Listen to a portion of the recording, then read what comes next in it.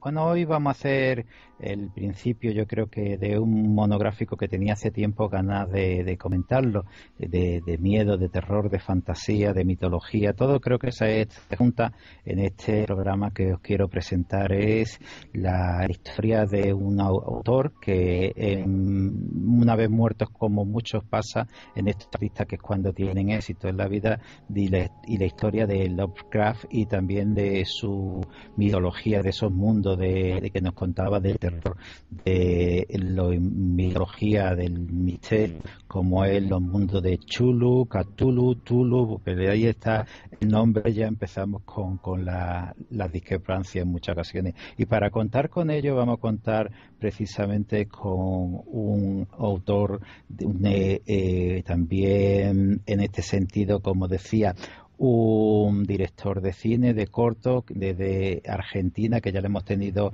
en otras ocasiones. Diego, bienvenido y gracias por atendernos. Bueno, muchas gracias y buenas tardes. Bueno, pues como decíamos, hacía poco hemos tratado con Diego Arandojo una cuestión parecida, una cuestión de sobre la mitología, como era el bastón de mando, pero en este caso vamos a irnos más por el terror, ¿no, Diego? Que la historia de los libros y la mitología, bueno, libros, más que libros, los cuentos que después fueron recopilados en esos libros de este autor, como fue Lovecraft, ¿no? Exacto, sí, sí. Bueno, Bueno, sí. no, que te iba a preguntar eso, que para empezar un poquito me gustaría eso contar, aunque ya algunos amigos y amigas pueden conocer la vida de Lovecraft, pero contar un poquito la vida de Lovecraft, que yo creo que también tiene que ver mucho con ese mundo de terror y de misterio que después reflejó en sus libros. Sí, por supuesto. Bueno, Howard Philip Lovecraft es un autor norteamericano, nació el 20 de agosto de 1890 en el estado de Rhode Island, precisamente en Providence, una pequeña localidad norteamericana. Bueno, él viene de un círculo familiar de creyentes, de anabaptistas, y a pesar de este digamos, religioso, Lovecraft con el paso de su propia infancia empieza como a descreer un poco de la religión, se vuelve, podríamos decir, más materialista, no tiene una muy buena relación con su familia. Posteriormente, al cabo de unos años, en su infancia muere su madre, y su madre lo empieza a criar como en una situación de encierro. El pequeño Lobo, que no tiene mucho contacto no socializa mucho tiempo encerrado, consume mucho de la biblioteca de su abuelo, y ahí se empieza a gestar un poco en esta situación de encierro, de poca, digamos, luz, ¿no? De poco mundo exterior. El Lovecraft se empieza a interesar por la escritura, siempre desde ese lugar, digamos, más científico, digamos, descree de lo que es la religión en sí, del judeocristianismo, y se empieza a perfilar en su mente, bueno, un poco este cierto gusto por ciertos autores como Poe, y empieza a escribir, empieza sus primeros relatos joven, porque de hecho uno de sus primeros relatos los escribe a los 15 años, y ya ahí empieza, digamos, a perfilar el futuro de Lovecraft, ¿no? Este verdadero, vamos a decir, maestro del terror cósmico materialista. Pues como tú estabas precisamente en ese Providence, una familia pues Nueva Inglaterra, muy reflejada, incluso con orígenes y guía que tenía él de Inglaterra, y además bastante xenofóbico, que hay que contarlo también. Y bueno, el padre, como murió de sífilis, que era un viajante, pues la madre, digamos que estaba entre el amor y el odio que tenía por Lovecraft, y yo creo que eso también fue una de las cuestiones que se marcó bastante en su vida, aparte de que la madre siempre no era muy agraciado físicamente, pero la madre también se recordó en muchísimas ocasiones, y no hasta un momento fue, el padre también tuvo algunos brotes de locura, y como tú dices muy bien, esa biblioteca del abuelo que tenía en la guardilla, y de alguna forma se refugió allí hasta que, pensando que tenía dinero, hasta que, bueno, pues el abuelo, como decíamos, era el emprendedor de la familia, industrial bastante rico, hasta que acabó en la ruina, en una cuestión de una empresa hidroeléctrica que montó y no fue. Y yo creo que ahí es donde también se le marcó todavía más, porque tuvo que dejar el colegio y ya se encerró en sí mismo. Yo creo que esto es una de las cuestiones que Lovecraft, de alguna forma, y tú lo has dicho muy bien, con su primera cuentos, sus primeros relatos, empezó a reflejar, ¿no? Sí, sí, esa situación del hecho del primer cuento que escribe entre los 13 y 15 años, como me refería, que es la bestia de la caverna, ya es un cuento de, digamos, de un mundo soterrado, de un mundo de cavernas, de oscuridad, quizás es un poco analizándolo, no a nivel de psicoanálisis, pero ya empezamos a ver algunas de las imágenes de Lovecraft, de lo que está enterrado, de lo monstruoso, de la oscuridad, del periplo de un hombre ordinario en un mundo fantástico, en un mundo gigantesco gobernado por fuerzas que desconoce. Yo creo que en esos relatos, como después en El Alquimista, que es otro de los primeros relatos, ya Lovecraft empieza a sentar un poco las bases de su futura literatura ligada a estas luchas cósmicas de dioses, celestiales o extraterrestres y los telúricos, ¿no? Sí, porque tú lo acabas de apuntar muy bien, ese mundo, ese reflejo de los dioses que refleja de su obra al respecto y que iremos desgranando un poquito esa sensación que tenía de soledad, incluso se comenta que incluso podía ser una gran depresión por verse en esta situación en que se vio y una persona siempre muy encerrada en principio hasta que empezó a viajar y bueno, después conoció a su mujer y bueno, pero como decíamos, esta historia yo creo que se puede ver la vida de Lovecraft bueno, en el mismo Wikipedia podía encontrar la vida, pero yo creo que lo importante de Lovecraft es su obra, el mundo que creó. Yo creo que como Tolkien creó el mundo de la fantasía, Lovecraft creó el mundo del terror en esos años 20 y 30 y precisamente contando estos mundos del terror tú has hecho hincapié en un par de obras. Yo recuerdo que la primera que leí hace bastante tiempo fue Dagon, esa novela que yo creo que ahí es donde empieza a reflejar ya esos dioses primigenios, porque una de las cuestiones que marca a Lovecraft es ese mundo, como decíamos antes, que no se ponen muy bien los mismos seguidores, si es Chulu, Tulu, Cthulhu o como se diga, ¿no? Sí, sí, bueno, lo que pasa es que políticamente se puede interpretar desde el anglosajón de una manera, desde el castellano de otra.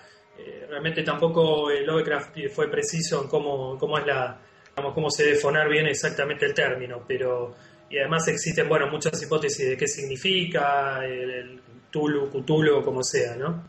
Pero lo más interesante es qué es esa deidad relacionada con los seres en las profundidades, vinculado también con Dagon, que son todas estas deidades que están en las profundidades del océano, esperando, aguardando ser invocadas para volver a la superficie y controlar el planeta, ¿no?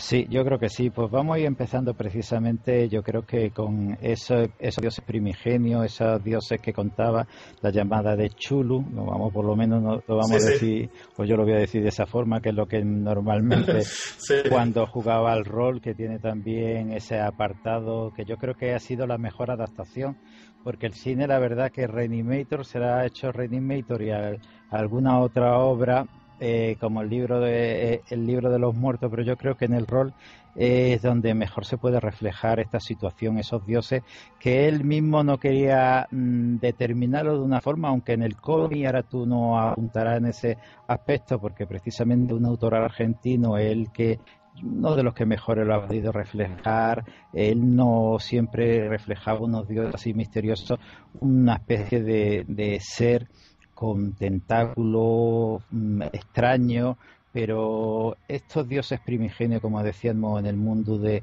la llamada de Cthulhu, yo creo que eran esos reflejos de esos miedos interiores que podía tener el Lovecraft. Sí, sí, en realidad la mitología de Lovecraft, tomando como epicentro a Cthulhu o Cthulhu, fue construida principalmente en base, digamos, a sus temores, principalmente a todo ese terror que él llevaba como hombre, como escritor. Se fue nutriendo un poco de esos terrores personales y exponiéndolos después en su obra literaria, ¿no? Yo creo que mucho de eso tiene su mitología, ese terror al afuera, al exterior. Uno lo puede entender como que gran parte de los primordiales, que son esos seres, esas fuerzas extraterrestres que llegan a este planeta antes del ser humano, que después hay luchas entre ellos, hay una expulsión de estos primigenios, algunos son varados a otros planos dimensionales, otros como Cthulhu queda preso en una ciudad que está en las profundidades, se llama R'lyeh. Mucho de eso tiene que ver con el propio Lovecraft y su propio pavor humano frente al otro, al otro ser humano, al extraño, a ese mundo exterior que tanto le costó, porque en un punto de su vida, cuando fallece su madre, se termina ese encierro, en el sentido que él tiene que salir a trabajar y empieza a emplearse como corrector de estilo, como escritor de cuentos fantásticos, siempre en una situación de mucha pobreza. Y también Lovecraft se nutre del mundo onírico, de sus propios sueños. Hay por allí editados, creo que en Italia o en España, algunos textos. No existe una biografía propia de Lovecraft, una autobiografía, pero sí se han encontrado algunos libros de él donde había anotaciones de sueños, donde él ahí ya se empezaba a ver el tema de tentáculos, de seres gelatinosos, que entonces todo ese material que él traía de los sueños lo volcaba a sus relatos, ¿no? Dándole como una energía nueva, diferente. Sí, la verdad, como tú has dicho, esos dioses primigenios que además decían que era, por lo menos en el cuento, en la novela o en el relato, Sí. las montañas de la locura, que habían sido incluso los creadores del hombre, del ser humano, ¿no? Del hombre, como una Sí. experimentación. Posteriormente, en los años 60, empezaron a contar historias, pero de eso de supuestos contactos decían que ha sido que por extraterrestre, pero ya Lovecraft lo dejaba en su relato este tipo de historia. Sí, sí. Es muy curioso el caso de Lovecraft en el sentido de que más allá de que él tenía influencias literarias por toda esta información que él mamó de la biblioteca de su abuelo, donde había muchos libros de ocultismo, de esoterismo, Lovecraft agrega algo nuevo, un elemento nuevo, que es este terror cósmico materialista, este ser humano y en un punto inocente, en un punto naif, desconociendo que a su alrededor se mueven unas fuerzas increíbles, sobrenaturales, que están buscando volver a este plano, volver al planeta Tierra para convertirlo quizás nuevamente en un gran laboratorio, o simplemente en un festín, ¿no? En eso Lovecraft se separa de Poe, de otros autores, de Lord Dunsany, de todos aquellos que fueron un poco su influencia, y él trae un nuevo aire al género del horror. Es un poco, podríamos decir, un nuevo teórico en el siglo XX de un nuevo género, que es el terror materialista, con toda esta lucha de dioses, donde el hombre está un poco ahí en el medio de esta contienda, tratando de sobrevivir todas estas luchas, Pues ¿no? la verdad es que sí, además, como decíamos, ese mundo que creó, que la Universidad de Miskatonic, Arkham, De Miskatonic, Arkham, Arkham, sí, y sí, sobre sí. todo yo creo que algo que durante mucho tiempo decían que si era real, que si era falso, no, era una invención precisamente, que el Necronomicon, no ese libro El maldito. Necronomicon. Mm. Sí. Creado o escrito, canalizado por el ese árabe loco Abdul al-Red. Un libro que, bueno, como bien tú dices, se ha buscado y se busca ese original. Incluso Lovecraft ubicó que había aquí en la Universidad de Buenos Aires un ejemplar. Y yo creo que, como muchos que habíamos leído en nuestra juventud a Lovecraft, fuimos en busca del Necronomicon y no existía, ¿no? Aquí en la Universidad de Buenos Aires no estaba. Lo que pasó con el Necronomicon fue que es realmente un texto inventado por Lovecraft. Sin embargo, tiene, digamos, ciertas reminiscencias de textos malditos que sí existen. O sea, en ese sentido ahí vemos un poco que Lovecraft, seguramente en la biblioteca de su abuelo o en algún sitio, se le habrá cruzado algún libro de magia negra, como es el Necronomicon literario, del cual él construyó un poco la estética de este libro que puede invocar a todos estos dioses malditos, ¿no? Pero es una obra de ficción. Sin embargo, sucedió que apareció andando los años, después de la muerte de Lovecraft, que fue en el año 37, ya en la década de 50-60 aparece un personaje interesante que se llama Simon, que es como un nombre misterioso, no se sabe cuál fue su nombre verdadero, pero este Simon entrega a un editor en Estados Unidos un manuscrito que él dice que es el verdadero Necronomicon, y se edita el libro, el Necronomicon, que tiene conjuros, digamos, de tipo, sí, asiro-babilónicos, donde hay, digamos, distintos sigilos mágicos para invocar a dioses. Muchos están nutridos de la mitología de Lovecraft. Pero bueno, es un libro que uno puede tranquilamente poner en duda, porque más que continuar o tomar un poco el guante de este libro ficticio, no existe en realidad el Necronomicon. Por lo menos tal cual lo describió Lovecraft, ¿no? No, vamos, es un libro que salió de su imaginación, como otras muchas cosas. Lo que dices tú sí es basado probablemente en lo que leyó, esos libros malditos, que sí hay muchos Sí, libros malditos, sobre todo esa historia de la Edad Media, de las brujas de Salem, que tiene exacto, sí, sí. tiene también un relato que habla precisamente de un personaje que tiene también que ver con esta historia. Yo creo que ahí el Sí, sí. compendio de todo el Necronomicon que otros autores lo han utilizado, lo mismo que Arkham ha utilizado Sí, sí. hasta en las películas de Batman en este aspecto. Sí. Sí, El manicomio de Arkham. Sí, sí, sí, sí. sí, y la Universidad de Conning exactamente igual. Tony. Y yo creo, Sí, hay. Sí, disculpa. no, no, sí, sí, adelante, por favor. No, es que hablando sobre estos elementos o este aporte que hizo Lovecraft a la literatura de terror o de horror universal, ya podríamos decir ahora después de tantas décadas de su partida física, es que ha generado tal pasión en los, no solo andando el tiempo en otros escritores, sino él contemporáneamente él poseía un grupo de seguidores que se llamaba el Círculo de Lovecraft, donde había él era un gran, digamos, escritor de cartas, tenía una especie de fascinación por el mundo epistolar, se carteaba constantemente con estos otros escritores del Círculo de Lovecraft, y algo muy interesante, no era un tío, no era una persona egoísta, él permitía que estos otros escritores acrecentaran la mitología de los mitos, ¿no? Con nuevos personajes, incluso él los bautizó estos escritores con nombres fantásticos también. Y hay que sobresalir entre ellos a August Derleth, que fue, gracias a Derleth nosotros conocemos a Lovecraft. Era un amigo de él que empezó a editar sus primeros libros ya partido físicamente a partir de la década del 40, porque Lovecraft en vida no ha editado ningún libro. Sí han publicado relatos en Weird Tales, que era una publicación norteamericana, pero esto hoy es muy curioso, ¿no? Porque gran parte de los escritores contemporáneos de terror uno los conoce por sus libros, no más que por publicaciones en revistas periódicas. Derleth es una pieza fundamental en este enigma de Lovecraft porque fue un amigo, fue la persona que se encargó de organizar los relatos y además de él colocar también su aporte creativo, ¿no? Continuando la mitología de Lovecraft, expandiéndola hacia nuevos horizontes. Y bueno, con esto quiero decir de que Lovecraft no era un ser egoísta, digamos.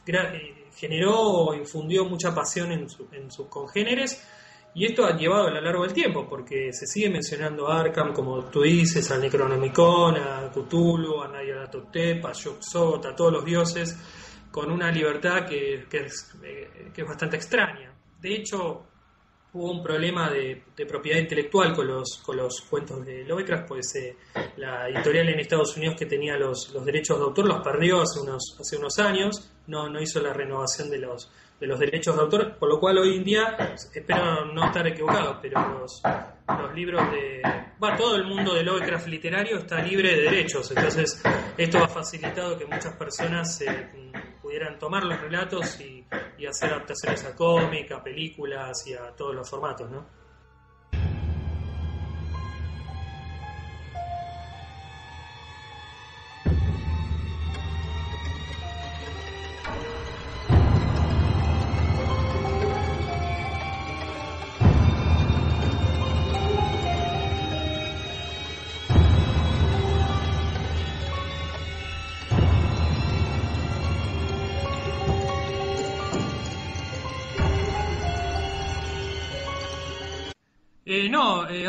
Existe un problema que ha, digamos, beneficiado a muchos aquellos que han tomado la obra de Lovecraft para desarrollar películas, cine, otros libros, que es que la editorial que detectaba los derechos de autores de Estados Unidos cometió quizás un error o un olvido y no renovó los derechos de toda la propiedad intelectual de la obra de Lovecraft, por lo cual quedaron, hasta yo tengo entendido, quedaron libres, por lo cual hoy en día cualquier casa editorial, autor o realizador cinematográfico puede tomar la obra de Lovecraft y hacer adaptaciones o sumar o utilizarlas en otros productos, ¿no? Es un vacío legal que ha quedado allí y no sé realmente si se ha arreglado esa situación, porque Lovecraft no tuvo hijos, no tenía una familia directa, y quien fue su, digamos, en parte no diría tutor, pero un poco el que detectó los derechos y se los apropió en las primeras décadas después de su partida física del 37 fue Auguste Derlet, que ya nos referimos antes, ¿no? Pues como tú decías, la parte epistolar de Lovecraft es Sí, muy importante. Se habla ahí, sí, sí, sí. hablan de algunos autores de 100.000 cartas, otros hablan de Sí, 120.000. O sí, es sea, increíble la cantidad, sí. sí, sí, incluso le restaba muchísimo tiempo a su trabajo y aparte de restarle tiempo, también hay que tener en cuenta que al principio, y tú lo has apuntado en las publicaciones que hacía en la revista, publicaba por una cantidad bastante irrisoria y Sí, siempre tuvo problemas con la economía, porque yo sí, creo sí. que otra de las cosas que le achacaban era que no quería nada más que dedicarse a escribir y no a buscar ningún otro tipo de trabajo, por lo menos era una de las cosas que sobre todo su mujer le achacaba. Bueno, pues esta es la Sí, vida, como decíamos, más o menos de Lovecraft. Podéis sí. encontrar en Wikipedia, lo decíamos antes, la historia de Lovecraft, pero en este sentido vamos a centrarnos, yo creo que en lo que también Sí, Lovecraft, y en este sentido yo creo que sí, Argentina sí. tiene mucho que decir, que son el cómic reflejado en la vida y en la historia de Lovecraft, porque hay un autor argentino que reflejó muy bien este mundo, ¿no? Sí, exacto. Sí, el nombre de este historietista, de este gran autor de cómics fue Alberto Breccia. Breccia, la verdad que ha sido dentro del cómic aquí de América del Sur y me arriesgaría a decir de toda América, un autor muy singular, extraordinario, de un estilo muy múltiple. Era una persona que no solamente se ceñía para dibujar o transmitir en sus historietas pluma o lápiz.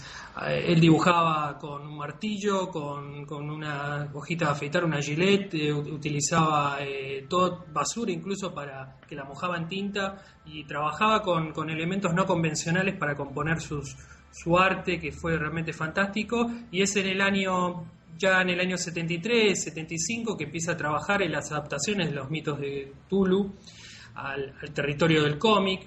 Es, por lo menos en mi investigación, el primer autor hispanoamericano que adapta al cómic, a Lovecraft. Hay ya adaptaciones de este autor, pero en Estados Unidos, en los años 50, pero Breccia se convierte en el primer, digamos, hispanoamericano que hace una adaptación al territorio del cómic de los mitos de Tulu, ¿no? Que es una obra realmente muy extraordinaria en mi punto de ver, porque él ha sabido interpretar muy bien a Lovecraft en torno a cómo este autor norteamericano narraba esos monstruos, esos dioses primigenios que hemos hablado antes, de una forma abstracta. Realmente el libro de Breccia, Los mitos de Tulu, editado en el año 75, compilado en el año 75, es una obra muy fiel al espíritu de Lovecraft. Realmente es muy, por momentos abstracta, por minutos o en otras viñetas es más figurativo. Tiene páginas que son totalmente, digamos, muy fidedignas con el espíritu de Lovecraft, en torno a cómo él escribía esos monstruos y cómo Breccia supo entender ese léxico un poco esotérico para bajarlo del papel, ¿no? Así que Breccia en el año 75 hace esa adaptación de los mitos de Toulouse, y muchas décadas después su hijo Enrique Breccia, otro gran dibujante e historietista, junto con la DC en su rama Vértigo, hace una nueva adaptación de relatos de Lovecraft, que es un volumen magnífico también. Al igual que su padre, supo interpretar muy bien el espíritu de Lovecraft, ¿no? Precisamente hablando de ese espíritu y por la forma de su relato, el medio más adecuado, mejor a lo mejor que el cine, podía hacer el cómic para reflejar su historia.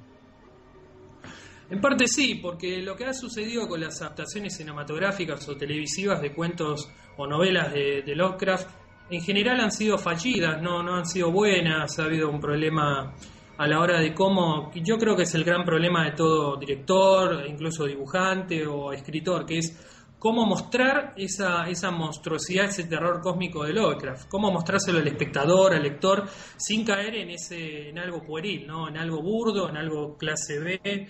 Y ese es el problema que han tenido gran parte de las adaptaciones a cine, en mi entender humilde, de la obra de Lovecraft, ¿no? En cambio el cómic es diferente, el cómic no está atado por presupuestos económicos de producción como puede tener una película o un cortometraje, ¿no? Entonces, Breccia, padre e hijo, yo creo humildemente que han hecho de las mejores adaptaciones de Lovecraft, porque el territorio del cómic es muy, digamos, abierto, es muy plástico, muy también dúctil para mostrar aquello que es sobrenatural, aquello que es diferente, ¿no? Entonces sí, yo creo, mencionando puntualmente estos dos autores, después ha habido adaptaciones del cómic muy buenas como las que hizo Richard Corben en el año 2008, que hizo adaptaciones de Dagon, de un montón de relatos de Lovecraft muy buenos. Corben tiene otro estilo, es un estilo más figurativo, con mucho valor también, y es una persona que sabe cómo mostrar la monstruosidad, ¿no? Y en el cine se ha adaptado alguna película suya, Renimeto, pero yo creo que Renimeto casi más que una historia de terror, algún autor incluso lo comenta Sí. que puede ser una historia un poco satírica referente al terror.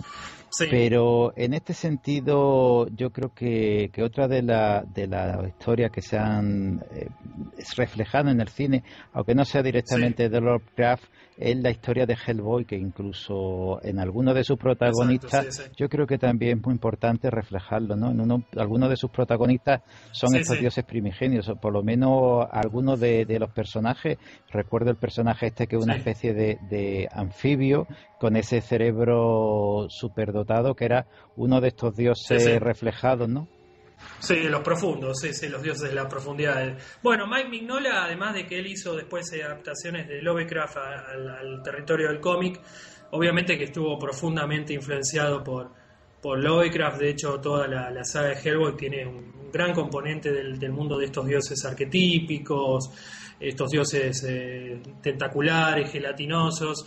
Lo que ha sabido hacer muy bien Mignola es, bueno, nutrirse, tomarlo como referencia a Lovecraft y él agregarle, bueno, su propia creación, ¿no? O sea, sus propios personajes y además del arte que tiene ese cómic de Hellboy, que es precioso, muy bello, como él compone con los claros y los oscuros. Pero sí, Hellboy es quizás el producto que más ha sabido un poco reflejar junto, trayéndolo un poco de vuelta a Breccia, han sabido cómo exponer este terror cósmico materialista, que es muy complicado. El cine no, yo creo que el cine no lo ha logrado.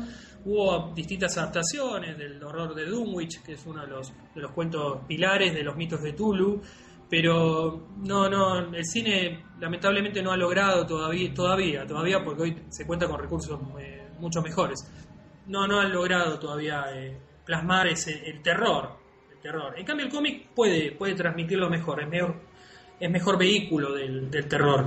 El cómic porque es una relación entre un elemento que está impreso, que es gráfico, con uno lector, ¿no? Entonces, en esa simbiosis que es muy parecida a lo que sucede cuando uno lee un libro, ¿no? Es una cuestión de soledad muy particular que se establece entre el lector y el libro, ¿no? Entonces el cómic tiene eso y tiene un elemento visual que no tiene el libro, que son los gráficos, los dibujos. Y en este sentido que estamos hablando precisamente del cine, estamos hablando del cómic, ¿qué te parece a Sí. ti en el mundo del cómic, sobre todo, esta representación que se han hecho de los dioses primigenios de Lovecraft?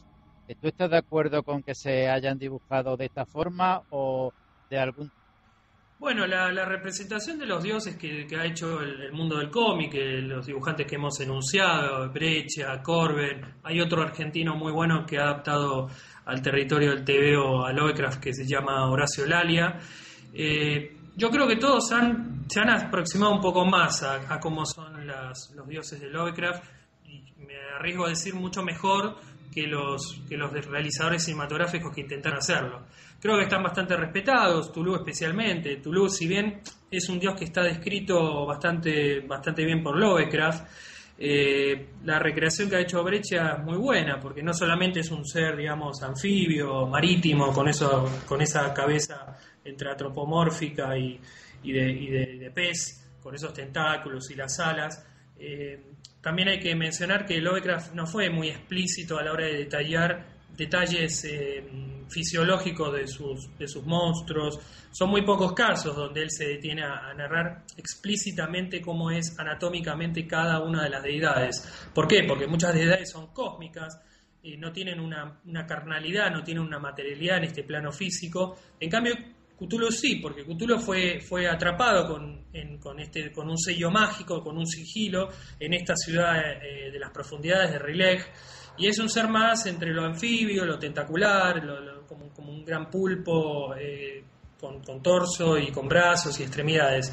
Pero creo que el cómic, dentro de todo, de estos autores, Breccia, Corben, Lalia, han sabido mostrar bastante bien la monstruosidad, ¿no?, de la cosmogonía de Lovecraft. Un guiño en una de las películas, no sé si tú estarás de acuerdo, es precisamente en Piratas del Caribe, ese pirata malvado que sale de las profundidades. Sí. Yo creo que ahí tienen un guiño al respecto con Chulu, ¿no? A Tulu, sí. Yo creo que ahí sí, no solamente eso, sino en otros reflejos.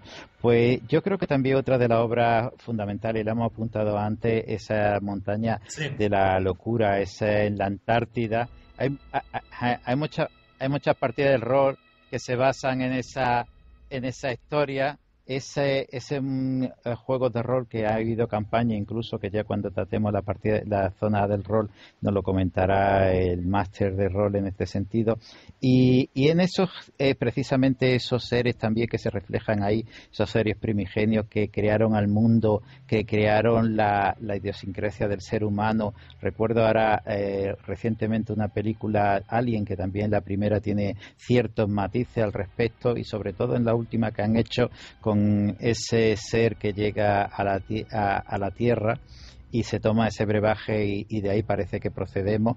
Yo creo que también ha marcado mucho de los tipos de investigación en el misterio, ¿no?, ya dedicado en el mundo del misterio. ¿Estás tú ahí de acuerdo? Sí, yo creo que sí. Creo que sí. También, digamos, en la montaña de la locura ha sido como un precedente en torno a qué es la Antártida, a esta idea de que hay en la Antártida existen, digamos, enterrados secretos anteriores a la presencia humana.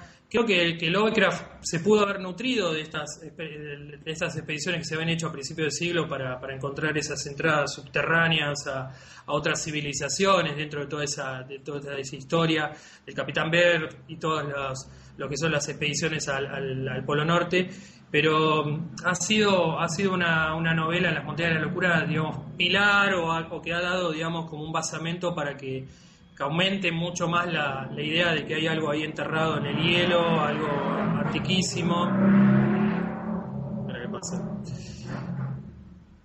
Y creo que sí, concuerdo con que Lovecraft puntualmente en esa novela sentó las bases para pensar, digamos, esas zonas recónditas del planeta con muy bajas temperaturas como el hábitat ideal para ciertos monstruos, ciertas cuestiones que están congeladas a lo largo del tiempo, ¿no? Yo creo que sí. También otra de las cosas que yo creo que caracteriza a Lovecraft es la utilización de ese miedo a lo desconocido, ¿no? De ese terror a qué nos vamos a encontrar, qué es lo que va a ocurrir detrás del pasillo, que también se ha utilizado para otras muchas películas, muchas adaptaciones también en otras novelas, en cómics, ese miedo que utiliza el miedo primigenio, ¿no? Ese miedo a qué nos vamos a encontrar debajo de la cama, el del armario, toda esta historia. Sí, volvemos otra vez a cómo Lovecraft, con sus propios terrores nocturnos, sus miedos, lo fue todo volcando. También tuvo un problema, digamos, en el momento, en el año 37, cuando cae enfermo, y bueno, y ya en el 15 de marzo del año 37, que es cuando él pierde la vida, él venía sufriendo escalofríos, cuestiones de bajas de temperatura, producto de su enfermedad, y eso lo transmitió también a sus relatos, esa sensación de frío, de soledad, de encierro, de lejanía, y todo eso también abonó un poco su literatura, porque en Las montañas de la locura él imagina, quizás dentro de su mente, en qué lugar sórdido, alejado de la sociedad humana se puede gestar esta locura, toda esta imaginería monstruosa, y bueno, él lo ubicó en esta zonas recónditas, ¿no? Antártida. Y creo que sí, todo el tiempo creo que hubo una simbiosis entre sus libros, sus cuentos y su propia salud mental y física, ¿no? Sí, como dices tú muy bien, que durante bastante tiempo tuvo esos malestares físicos, que no prestó atención hasta cuando ya prestó atención y el cáncer con esta metástasis ya lo tenía prácticamente invadido. Sí. Y para ir terminando en este sentido, Diego, de su obra, ¿con cuál tú crees que refleja mejor ese miedo a lo ancestral que hemos estado viendo, ese miedo también, Sí, esa etapa que tiene también de la historia macabra, del sí, ciclo del sueño, del sí. mundo de Chulu? ¿Cuál crees tú que refleja más toda esa historia, ese mundo? Mira, te menciono un cuento que fue de hecho el primero que yo leí de Lovecraft y creo que es un poco el pilar un poco, o que tiene los elementos de los cuales se va a ir expandiendo los mitos, que es el horror de Dunwich. Yo creo que en el horror de Dunwich está Lovecraft, está la esencia de toda esa construcción que son los mitos, ¿no? Ahí tenemos a Miskatonic, tenemos, digamos, todo el mundo de lo que son los profundos, estos seres anfibios, tenemos el Necronomicon, tenemos a esta familia extraña, los Wateley, de deformes, de familias en estas zonas pueblerinas, de casas, de residencias abandonadas, donde se mezcla la naturaleza o sea, se mezcla lo pagano, los cultos en las montañas, en los cerros. Creo que Dunwich si lo tomáramos como unidad, es el mejor cuento que representa el espíritu de Lovecraft, del terror cósmico materialista. Ahí en ese cuento está un poco toda esta esencia que lo ha convertido en uno de los grandes autores de la literatura universal. Sí, porque también, no sé si es por cuestión física o por la madre que también estaba todo el día, de que si era horroroso, de que si era horrible. Yo creo que tú lo has apuntado, Sí, sí. también refleja mucho en su historia esas deformaciones de los seres Sí, humanos, sí, sí. ese envejecimiento que va transfiriéndose en anfibios, pero ese horror que tiene a los seres anfibios, a los moluscos, a los crustáceos. Ujú. Se sabe por dónde podía venir, se sabe si podía hacer alguna historia, porque se sabe también que él le encantaba la novela de Drácula, era un aficionado a la novela de Drácula, y según se cuenta en la novela de Drácula, Sí, dicen, sí. por lo menos algunos de los escritores que han reflejado la vida del autor, que podría venir de una mala digestión precisamente de estos Sí. crustáceos. En el caso de Lovecraft se sabe de dónde podía reflejar todos esos dioses con estas características que nos recuerdan a eso, a seres crustáceos, moluscos, pulpo.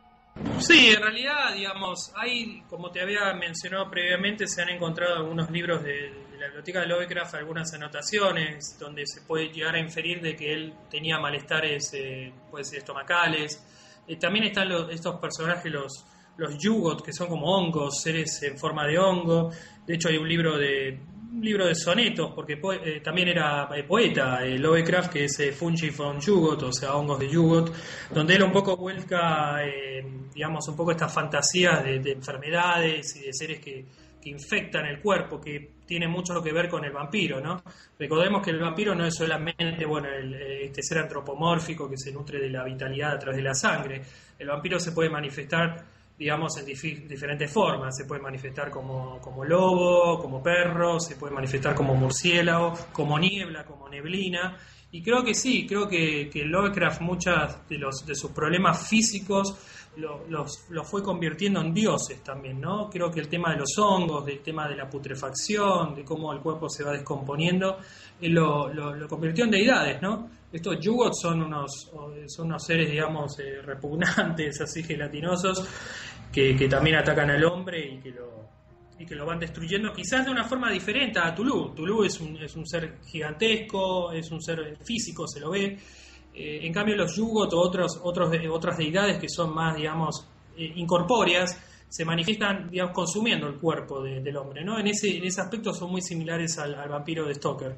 La verdad es que sí, como tú lo identificas muy bien, ese Chulu, esos dioses, semidioses primigenios enormes, y estos seres que eran más ese tipo de vampiro, de energía o físico, como lo queramos llamar. Pero precisamente cuando contacté contigo para hablar de esta historia, no sé si causalidad o lo que sea, está embarcado tú en una aventura que tiene también que ver bastante con el mundo de Lovecraft y de Chulu. ¿Por qué no nos la cuenta un poquito y nos cuenta qué puede esta aventura literaria que es? Bueno, nosotros aquí en Buenos Aires tenemos una editorial que se llama UNH Ediciones, es una editorial independiente que llevo adelante junto a mi socio Fernando Piciana.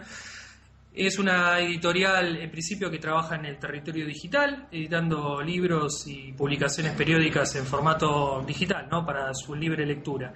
Pero bueno, ya hace un tiempo teníamos ganas de hacer algo en papel, ¿no? Nuestro primer libro en papel, y ahí aparece en nuestro camino un autor argentino, curiosamente es experto en la obra de Lovecraft, su nombre es Claudio García Fallo, y bueno, nos reunimos con Claudio para hablar un poco de cómo estaba su producción literaria, porque es muy, muy singular el trabajo de él. Él lo que ha hecho es, además de estudiar la obra de Lovecraft, ha traído la mitología de Cthulhu, todo aquí al Río de la Plata, ¿no? Y precisamente a la ciudad de Buenos Aires.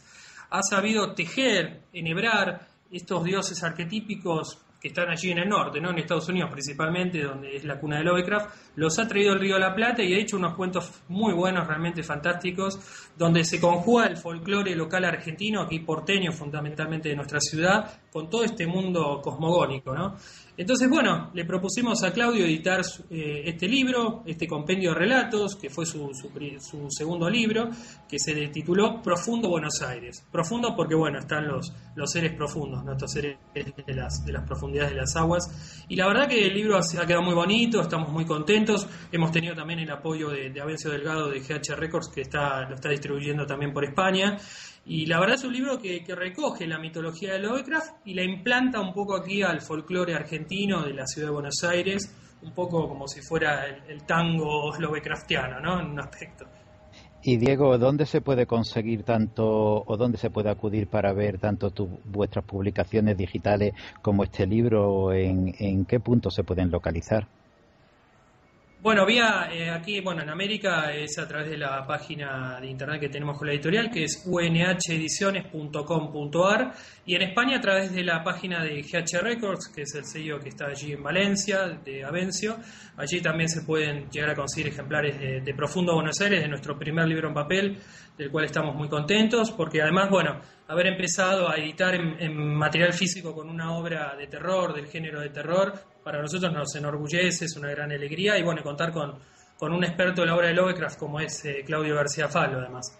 Pues la verdad es que creo que unir la historia de Lovecraft en una novela y además Profundo y Buenos Aires puede dar unos resultados muy positivos en este aspecto.